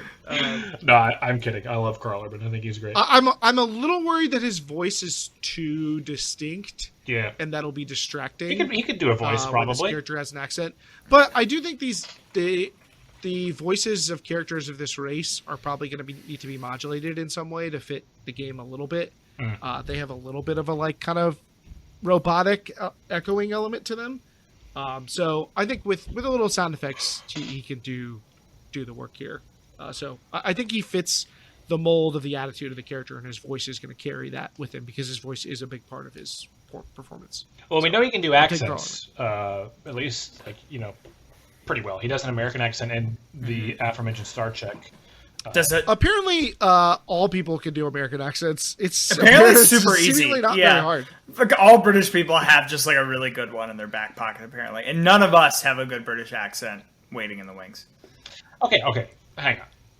These people are all trained professional actors. Yeah, but our trained professional actors' British accents sound really bad. They don't sound good at all. Also, I think if you ask just people off the street to do American accents in other countries, they generally can hit it like No. I've heard non-Americans try to do American accents. They all sound ridiculous. They sound a little cartoony, but there are people in America who sound like that. I think it speaks to our influence on the culture because we have so many influential people with American accents that people grew up hearing it all the time. You know, like I LeBron think James you're actually probably and other shit, right? Like they just hear American people all the time. So if you are from Belgium and you need to do an American accent, you can probably pull one out. I think you're probably other people too much credit. I don't know enough about the character, Keith. I'm sorry to say whether or not this Carl Urban. That's okay. I think we're in that territory of our casting in general. Yeah, I like Carl Urban though. So I like. Did we shoot ourselves in the foot with this topic? Are people not going to vote because they're not going to know all three games? 100%. Maybe it's a bad topic. And this will probably be one of the worst shows we've ever done. This is the test of like, do people like us or do they like the things we choose to talk about? This is the actual test. I don't know, man. I'm the X factor here for you. True.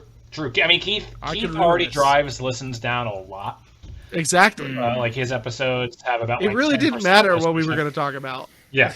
That's why we could have been like what narrowcast is that what you said, bro? Yeah, narrowcasting. That's what we're doing. We could have been drafting our personal identification information in this. It still would have been poorly. Let's draft Preston's social security number. Yeah. Exactly. We would have been fine because only our parents are going to listen to this episode. What is my Gmail password? My mom is like, "What's Mass Effect, Daniel?" Is that what your mom talks like? I don't. Is that your mom impression? Yeah, she talks like she's on Little House on the Prairie. No, that was my impression of a Belgian person doing my mom's accent. Okay, I can't decide if you're an incredible actor or a terrible one. Yeah, that could have been spot on. I don't know. All right, wrap up your picks. Yeah, then. it's my last 2 picks here. I am going to go again with a guy who just he loves being in creepy stuff, but also seems like a pretty funny guy. He's very talented. Bill Skarsgård. He's going to give me some similar vibes, but with a younger energy to him, which I think will be key. And then I'm going to take my lead, and I'm going to defy expectation here a little bit because I've gone all male actors. Well, hold on a second. Here. Can I just take a second to give you a compliment on Bill Skarsgård? Could play a really fucking good Dark Souls villain. Yes, thank you. Like he might end up being a lot like a big bad somehow in that universe. Yeah. Yeah. He's just great. He's just in Elden Ring. really He would be talented like guy. the I don't remember that guy's name, but like the god of the world, basically. Very creepy. Nice Yeah.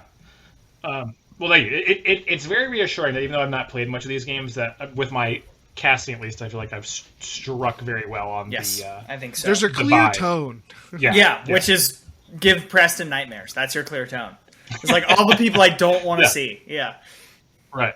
Mm-hmm. Just creep fest. Yeah, it's interesting that you have gone with this kind of like focused on unnervingness rather than violence. That I feel like is such a prevalent part of these games. It's true. You're not taking like Dave Bautista. You're taking like somebody who's clearly killed before, but they did it without the person even realizing they were there. Yeah, I mean, my reading, that's like, in my opinion, what kind of sets the games apart. Like, in addition to being the hyper difficulty, there are lots of games where you go around, and just kill monsters. But I think like Dark Souls is a very unique vibe about it, and that's really what I want to like hit into with my movies, if that makes sense. And it's like I think it's an avenue that like video game movies haven't really gone down either, which I think makes it very interesting. I feel like they kind of focus a lot of times on like the Doom movies and Resident Evil, like they kind of just go for like the all out action stuff and kind of miss what makes the games actually unique experiences. Nice. Yeah. Fortunately, I do think we're getting past that that being what people associate gamers with.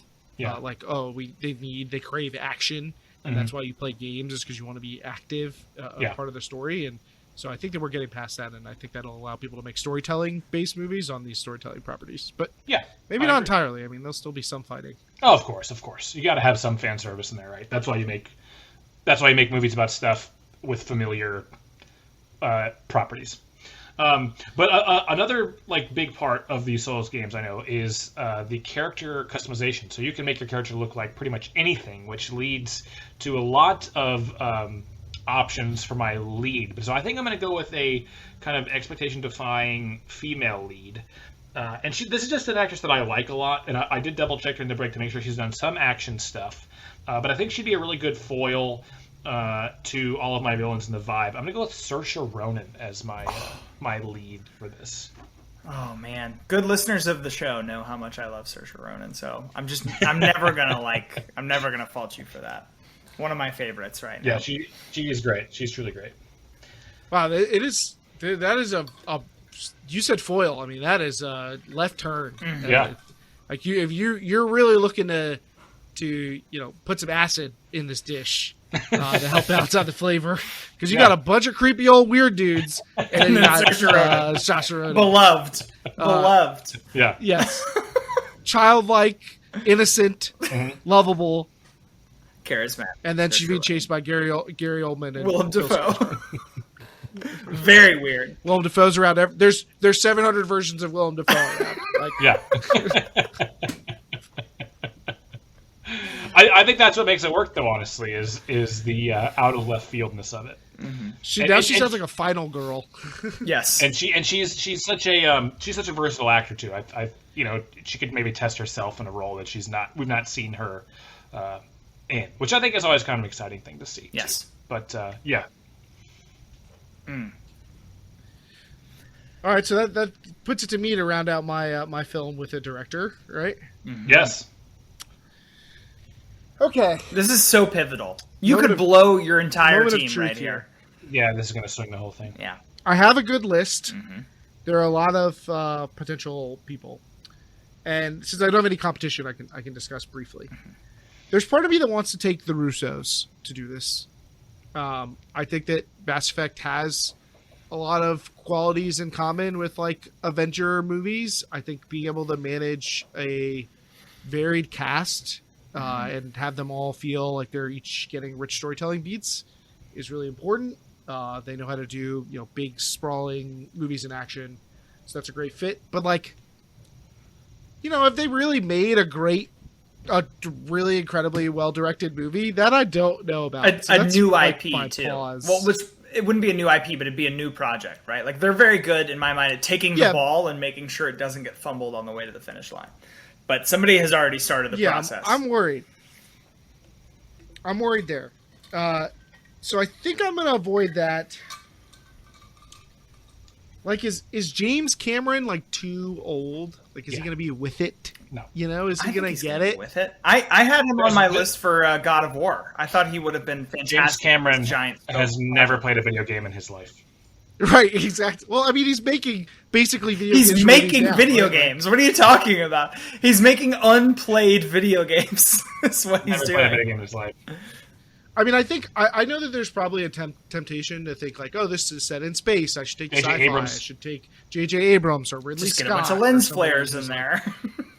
Right, exactly. I don't know that that's the story I want to tell.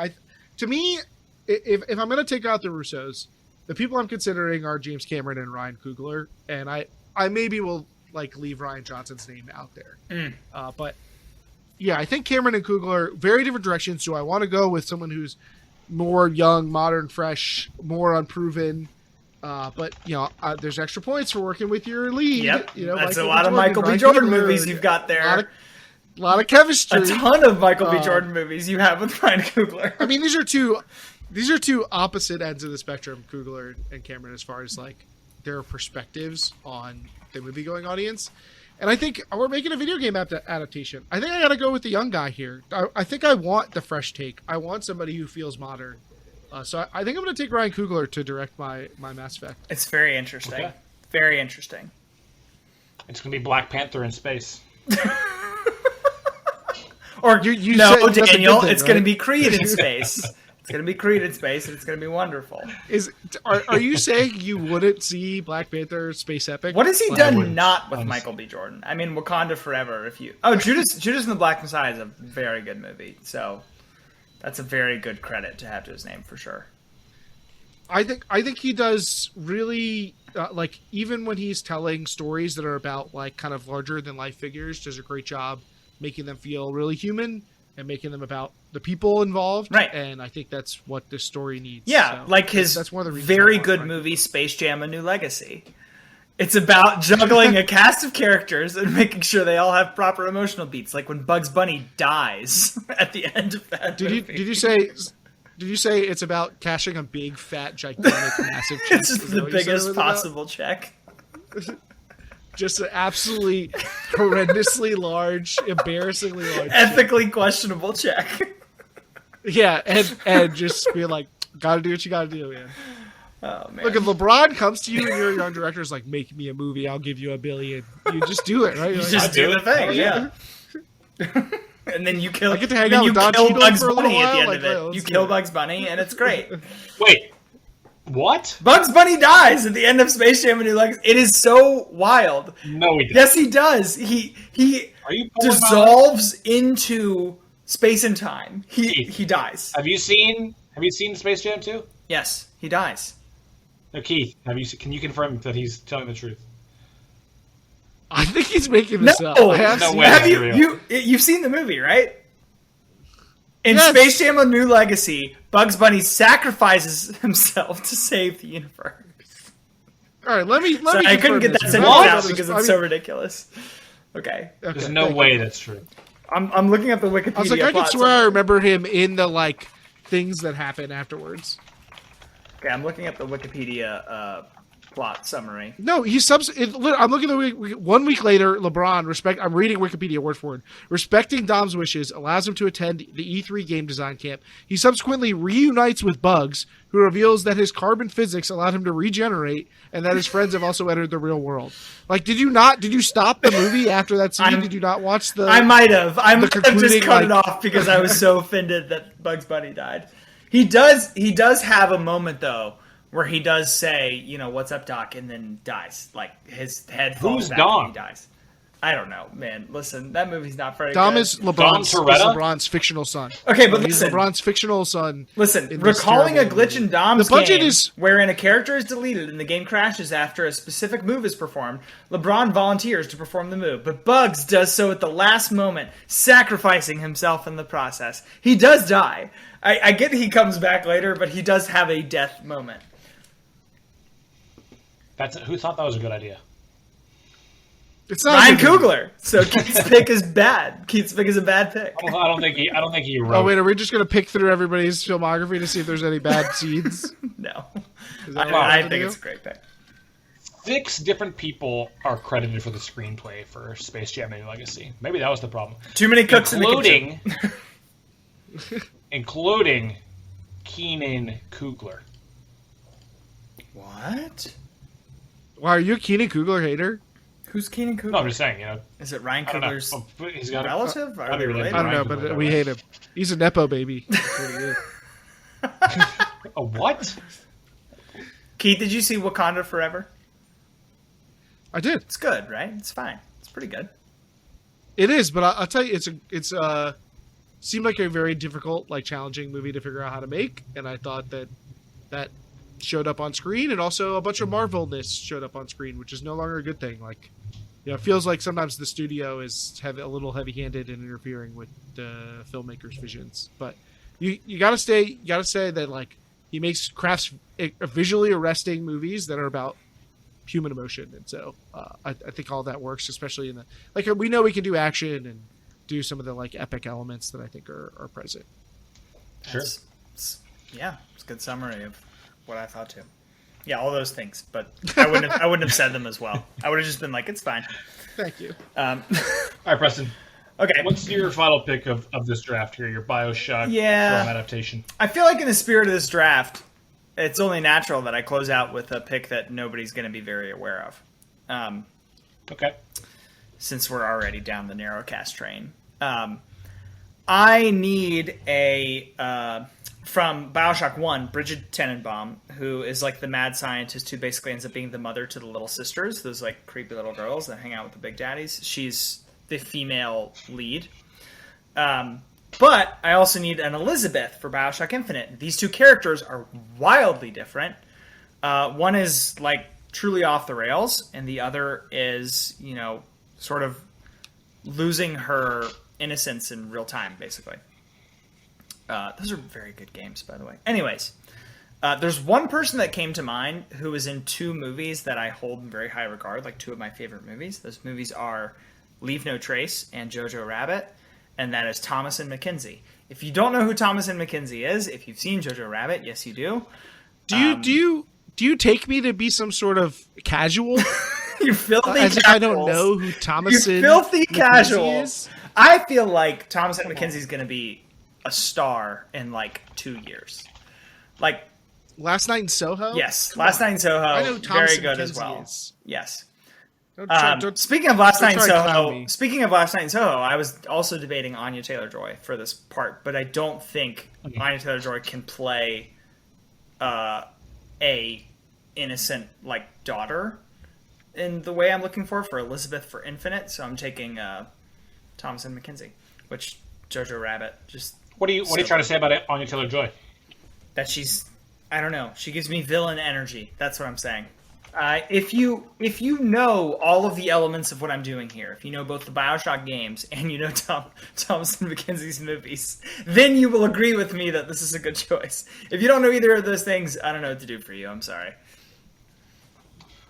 I have one question for you, Preston. Yeah. Did you get a new keyboard? No. Why is it? No. Is Did it you get loud? new hands? Like, Is it It's loud? so loud all episode, yeah. Oh man. Oh no. Well, listen. I think it adds an interesting element for the listeners to hear that we're. Yeah, it adds Frantically depth, typing. I agree. Yeah. This is a real There- show. there- I'm frantically typing right now. Can you hear it? I'm frantically typing. Yeah, it's deafening. I mean, wildly. I'm literally banging on my keyboard with a fist right now, with a closed fist. All right, so Thomas and Mackenzie is Preston's final pick.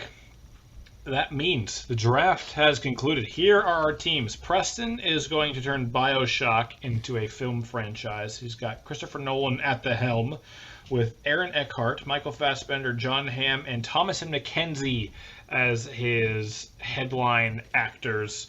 Keith has a Mass Effect reboot coming. I guess, not a reboot, but an adaptation in the works.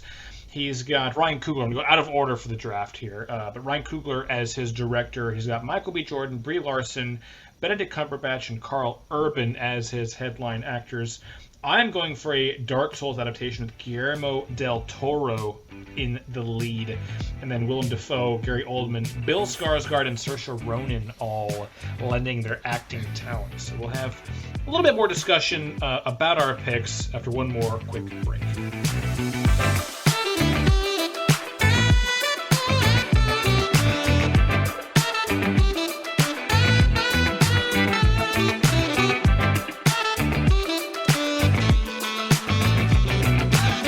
This episode of Drafted is sponsored by FlatlineParty.com, the absolute best place to torture your eyes with a colorful mess of art. Flatline Party is a fresh off the block small business selling colorful shirts and in the near future other knickknacks as well. Aaron also does commissions, so if you're looking for some silly Twitch emotes or some art to make your YouTube channel look more handsome, shoot him a message. I'm happy to announce that all of our lovely listeners can use the code DRAFTEDPARTY to get a whopping 10% off apparel over at FlatlineParty.com. That's code DRAFTEDPARTY in all caps for 10% off. He's got great designs over there, so please do go check them out. You can also support this small business by following him over at flatline.party on Instagram.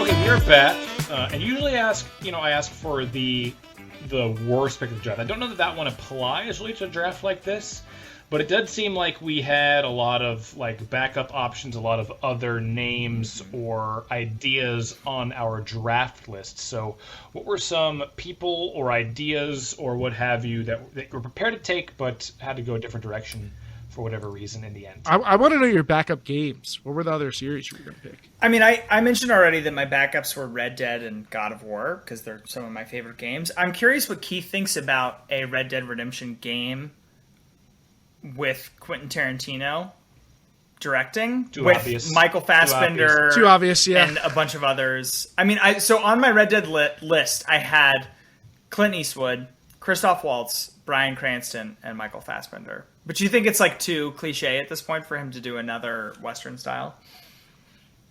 Yeah, I think Clint Eastwood's also probably too. Are you I was thinking gonna of him go- as directing? I was going to go James Mangold, James Mangold, who did That's interesting.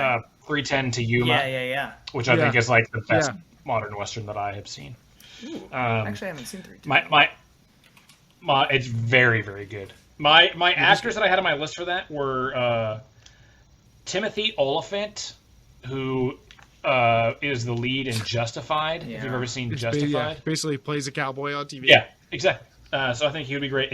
Ian McShane was another name I had. Nice. To go Yeah. into the He fits Red that Dead gritty world. world very well. Yeah. My plan C was God of War with James Cameron. The hard part I had was casting a appropriate lead for that. I think in 20 years you take Dave Bautista or honestly The Rock. The problem is you need somebody who's that vibe Neither- and people neither of them. You can. Okay, but here's what I'm you thinking. cannot Here's what I'm thinking. cast The Rock. Here's what I'm thinking. You need somebody that people see as a particular kind of person, where their only job on screen is to break that expectation. And keep in mind, I don't I think am we thinking even have about that the new capability. God of Wars. I'm thinking about the PS4, PS5 God of Wars. So Yeah. I think an older, grittier, starting to go downhill one of those two might work. But honestly, the thing that kept me from drafting God of War is that I couldn't figure out a good lead, so I didn't go that direction. You can't do The Rock. I mean, if you're doing the later God of Wars, and even to some degree the earlier ones, like you need a more complex actor than what he's going to provide to you. He gives you. Do you have somebody in mind? But not else. Yeah. So my list for God of War, because that was the second movie. My list was 3 people: Dave Bautista, who, to my understanding, has an interest in doing more dramatic work. Very good in Dune. He was Dave Bautista, second Dune reference. This episode. Yeah, and what was the what's that M. Night Shyamalan movie that just came out recently, where like they kidnapped the 3 people and they were like, we have to stop the apocalypse or something like that. Oh, like, we're holding where he's cabin. Like every 100 years we have to murder 3 people in it. Knock at the cabin. Yes. Is apparently what that's another really dramatic role for him. Like he's interested in doing more of these characters. Yes, that's what I've heard. So he was on my list. Tom Hardy and Jason Momoa, who I think is Rock with more depth. Jason Momoa is interesting to me. Yeah, especially as someone who could do the early ones and then the later ones. I think Jason Momoa is. I think Bautista and Hardy are way at the top of my list here. Yeah, Jason. Anytime I've seen Jason Momoa in anything, he's just Jason Momoa. It's a fair point. He's upgrade Rock to me. Maybe less charismatic, but a little more. I think The Rock. I don't even know that The Rock couldn't do it, but The Rock wouldn't ever let himself do it, even if he has the chops. He's like he's just so safe, you know. I thought the obvious pick is Vin Diesel. Like if you're just like not thinking a lot about it, but I thought that might be where you would go, Preston. Yeah. But I guess I think that like most people, their first person to pop their head would be Tom Hardy out of just acting chops probably has the most of everybody we mentioned, but he doesn't look a great deal like the character. There'd have to be some work done, and I do think there are like parts of the way he looks. Shave his head and let him bulk up. Part of the character, though. It's not like you can just recast. Like his looks are part of his character arc, so I feel like you need somebody who at least comes a little bit close. So I don't know. I think Hardy would get there. I probably would cast Hardy, I think, but Bautista definitely. Hardy's an interesting choice, yeah. Again, I think it just sort of works better as a game. Because honestly, Christopher Judge, who plays him in the game, his voice is so iconic at this point that like it would feel weird having anybody else. My anime version, you could still have Christopher. Very good point. Very good point. What about you, Daniel? What else? Well, I only prepared 2 movies. So what were the 2 I you went picked? through my Red Dead. Oh, Red Dead. Gotcha. Dark Souls and Red Dead, yeah. Have you played the Red Dead games? No. Man, have you played video games? I'm not that many. Oh my god. No, like other games that I would have explored would have been too niche. Like Horizon Zero Dawn would make could potentially make incredible adaptation content, but I don't know if people have played that game. I think it's ripe for adaptation. I think you'd have a hard time recasting Aloy. I can't remember her name for the life of me, but she's been in so much stuff. Ashley Birch, thank you. I think you just probably take Ashley Birch to play the lead there. I don't know how you. Yeah, she's like not athletic looking enough. I think probably. What about Natalie Dormer? Ooh, that's interesting. I feel like that would work. Maybe a little old for the role. Wow, really, Dan? She's like mid-30s, right? I know. Aloy's supposed to be like a teen. Teens, yeah, 20s. Like a teen. Yeah, like 18, 19, 20 in there. Thomas and Mackenzie. There you go. I'll loan her out too. Perfect. Yeah. Side note that since we're in the bonus segment here, I recently saw a TikTok that I thought was genius, and I wish there were more of them. But it was somebody showing actors who portrayed a character in high school, like a high school age character, and then a picture of the actor when they were actually that age, and it's like striking. Yeah, you know, it's like this person's playing a 17-year-old when they're 25, and here's them at 17, and what they actually looked like. I was like, this is incredible. Do you remember any of the like worst offenders? I mean, I know High School Musical is pretty bad. I've heard like Vanessa Hudgens. Crap, was what's that? old. What's the Dylan O'Brien, is that the kid? Yeah. Dylan O'Brien, the kid from Maze Runner. Yeah. The shot of him when he was the age of the character in Maze Runner was distinct. He looked. How old very is it supposed to be in the Maze Runner? Like 15 or something? 15 or 16 or something. I think the YA novels would be your prime real estate for finding people who are outrageous. Yeah, like Jennifer Lawrence, I bet, when she's in Hunger Games. Yes, was supposed to be Katniss's age. Yeah. Sure. She was also included in there. She was in with Katniss. That's one of the options. So.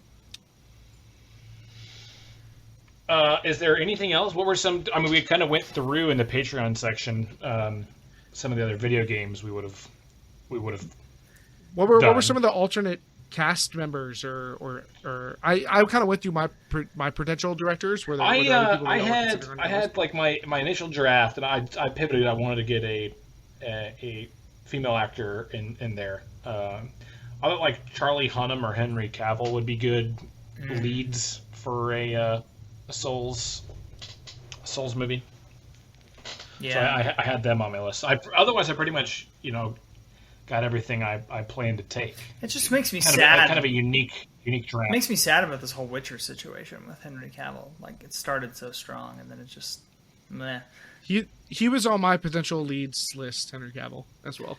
It feels like Cillian Murphy would have worked for pretty much any of us, but none of us. I know we sort of joked about it, but none of us went that route. But he was on my list for BioShock.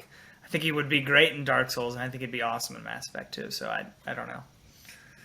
Yeah, very hot right now. That Cillian Murphy. I thought a person who I really wanted to cast and didn't get to, and I think I could think of multiple ways to utilize them, is Charlize Theron. I thought about taking her as my lead. I think that for a lot of Mass Effect fans, Femme Shep, as they call her, is like a probably better character experience. And you were too cowardly to go there.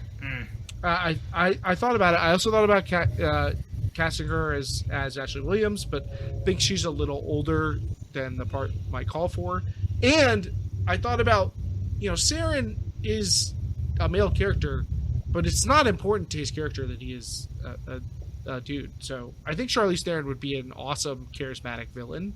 And so I also considered casting her as Saren. But I thought that would be something that fans would make. I don't need the drama. I did. If I had gotten stuck with God of War, which I think would have been a real challenge, but for whatever reason, if I was picking third and you guys had picked BioShock and Red Dead somehow, I was going to do a nice callback in our show and take the Mountain to play not Kratos, but probably Thor or a different character in the universe. Do you guys think that guy's like a good Hercules, actor? maybe? Yeah, maybe Hercules. Do you think he's good? He's probably good, right? He had a lot of experience on that show. The Mountain. I don't remember his name. I mean, he's a former world heavyweight lifting champion or something. So I'm not counting on it, but I don't know that someone like Hercules really requires him to do it's much true. more. It's sort of a point and shoot kind of thing. Like, hey, you're Hercules, and everybody's like, oh, got it. Thank you. I don't think I'd want to cast him as the lead in anything. Yeah. And Charlize Theron as your Athena, though. Yeah. Charlize Theron as your Athena. And honestly, Charlize Theron as the villain in BioShock would have worked great had I not also wanted to cast BioShock Infinite at the same time. She's just a tremendous actor for roles that have gravitas, but also intense. Like, this person could beat your ass. Also, this person's a threat. Like a thinly disguised intensity. Yeah. Nice. Yeah. Yeah. All right. Well, which game are you most excited? Like, the way it's been constructed by our drafters, which one would you be most excited to go see in theaters? And if you're picking your own, obviously, you got to pick a second place. I mean, I think it's going to be pretty challenging for us all to not pick our own here, because at least for me, because my vision has been locked in for a long time. Yeah, I mean, this is fantasy wish fulfillment, basically. Right. So, yes. I basically have no interest in seeing my film. Really? Yeah. Okay. This is apprenticism of the highest order. No interest whatsoever. So the thing about you're leaving so much up to your top two picks. Listen, I don't make films, okay? I'm going to let the creative people make Well, this is what I'm saying. Your top two picks, Dark Souls and Guillermo del Toro, have me very interested because like he has to do so much work filling in the gaps. Like this is very much going to be a Guillermo del Toro like picture. It is like there are not a lot of other people interfering with this vision here, but that means it could just as easily absolutely bomb. I think tough. I think the real selling point of mine is that there's basically no real chance that they try to do too much with it. You know, which I think is a trap that a lot of like it's very easy to see. A lot of adaptations do, where they try to get too much in, or they do a bad job of like deciding what to cut. But here's Guillermo del Toro basically gets to take a world and then tell a story that he wants to tell. But the bigger hurdle of your game is that they're RPGs, which is that their protagonist is so uncharacterized. Like their protagonist has no but so he gets to make anything for his. But then that's not Dark Souls anymore. That's just a movie. Like that's just a different thing. Adaptation. I don't feel like is. the identification of your protagonist is like really the key component of Dark Souls. I mean, right, but like the story of Dark Souls is not told through the protagonist. It's told through the environment. I just don't have faith that it would turn into a good movie. I do have faith that Mass Effect would turn into a good movie because the protagonist in Mass Effect has enough agency, granted, given through the person playing the game as they make decisions, but like Shepard is a central cog in that machine. Like he is part of that plot in a very big way. So like that makes much more sense to me as a translatable thing. It's easy to go like for like, sure, but I think you get a lot more room for creativity with Dark Souls.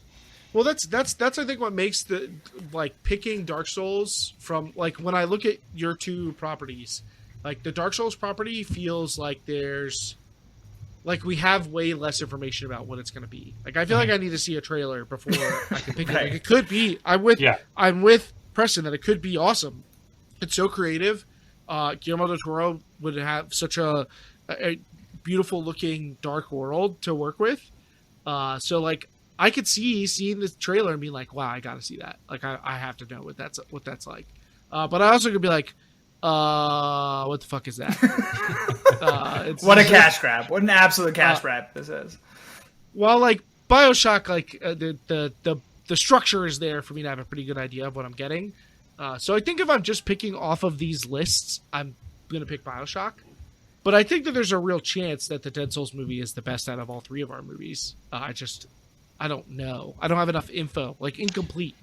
To me, my vision is like, and I haven't seen it, but I've heard it is surprisingly good, which is the Dungeons and Dragons movie. It's very good. I have seen it. And it is. It's great. It is good. I mean, it's just a wonderful action movie. It's not like revolutionary, but I was super, super, super, super surprised. But with like a lot of nods to people who like D&D players, sure, but doesn't necessarily get bogged down to like having to tell a specific D&D story because no, definitely not. There isn't really one. Definitely not. We did direct that. I'm looking it up right now. I know Chris Pine is the lead. It's directed by John Francis Daly and Jonathan Goldstein. I mean, really? That's my problem. Is like if you took the Dungeons and Dragons movie and all you knew was the director and 5 of the cast members, do you think you would have been like, yes, I want to see that movie? I don't know that you would have. I think you would have been like, I got to see what I need. No, I mean, there's a reason it's a surprise. Like I thought that was going to be a bomb from a mile away for sure. Here's the thing. Yeah, me too. And maybe this is just me, but when I see that a movie or that a video game has been adapted into a movie, I also think I have no interest in seeing that because all of them have been awful. I mean, but you love some game series. Like, what's a game that you love? A story that you love in a game that, like, if you saw a good director and good actors were attached to that, you would be like, okay, I at least need to give it a try. Well, were you not hyped for The Last of Us with Pedro Pascal? Were you not like, oh, this is my favorite game and this is a fabulous actor? This is going to be great. I was not hyped. When it first got announced, I was extremely skeptical. And then I decided I would give it a chance. And it ended up being really great. But you knew you had to give it a chance. Like, you had to see what it was about, right? Like, yeah, because of how much. But that was probably because after it came out, people were immediately. No, I watched. You watched it day one. Okay, never mind. Debut. Never mind. I had long wanted that to become a movie. It's one of, if not my favorite game, and so I was like Prentice, hyper skeptical. I had a bunch of properties that I loved from my nerd life had been turned into movies and TV, and it hadn't gone well. Namely, Cowboy Bebop, this Netflix adaptation, and then Why the Last Man, which is a graphic novel series that had an FX show, I think, that didn't even make it 8 episodes or something. Even though I actually thought the show was pretty solid, but not enough people liked the property, I guess. So I was highly concerned. I was like, this, I've had my heart broken twice in a row. I don't know if I could do this again. Man, was I relieved with what we got on screen. But yeah, I get why you were skeptical, but my point is that I think that you can create something on paper that's enough for you to be like, I love this thing, and these seem like good people are working on it. I think at least have to try it. I think anything that is story focused, though, you specifically asked story, any video game, the story, I would want it to be a show. I'd give them much more willingness to watch a show or give a show a try than watch a movie. I think all of these would make better shows than movies. All three of our choices. I think you're right that it's hard disagree to about BioShock. I think BioShock would make better movies. I think they are so linear and they have such a clear Act 1, Act 2, Act 3 arc that I think they make much more sense as movies. Side note: have y'all seen that Gran Turismo trailer? That's wild, man. I didn't even know that. That would be the biggest surprise. So bad. That would be the biggest surprise for me. If that movie came out and it turned out to be good, that'd be a real shock. It's a very much why does this exist? Yeah. And that's being directed by Neil Blomkamp, who was on my potential list of directors originally, and then I saw I was like, this movie hasn't even come out, and I was like, I don't know about this.